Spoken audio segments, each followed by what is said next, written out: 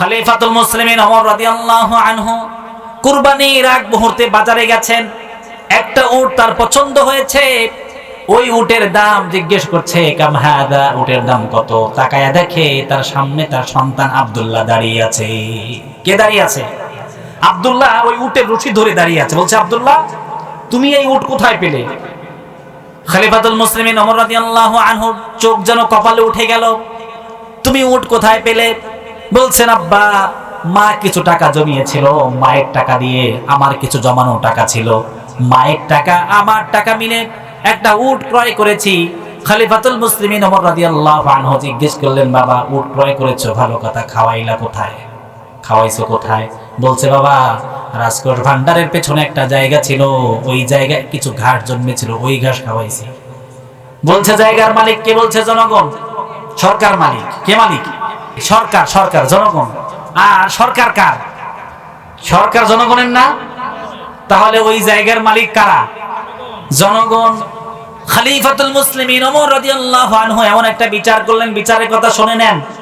খলিফাতুল মুসলিমিন ওমর রাদিয়াল্লাহু আনহু বিচার করলেন, বাবা, ভালো কথা, উট ক্রয় করেছো, খাওয়াইছো জনগণের জায়গায়, জনগণের হক খাওয়াইছো।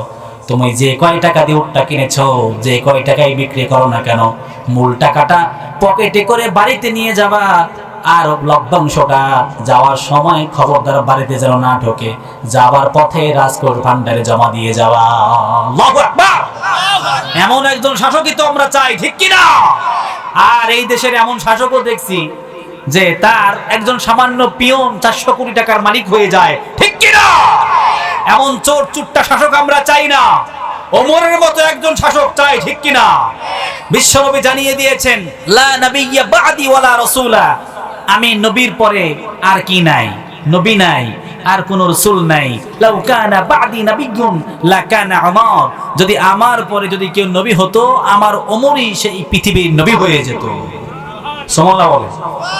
বিশ্বনবী জানায় দেন, লা নাবিয়্যা বা'দি ওয়ালা রাসূলা, আমি নবীজির পরে কোন নবী নাই, কোন রাসূল নাই। আছে কি?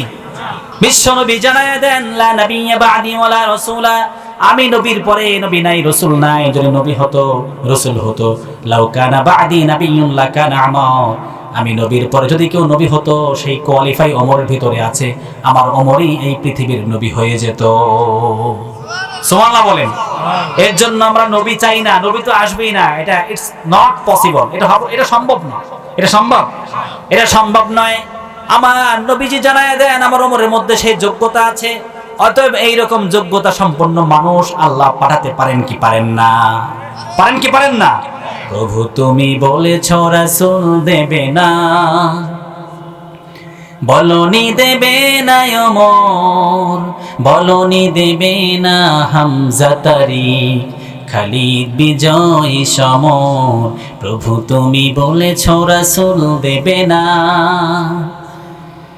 বলনি দেবে না ওমরের যুগ, রাশেদার সেই খেলাফত, ফিরিয়ে দেবে না আলোর সমাজ, কেটে কেটে আধারেরা।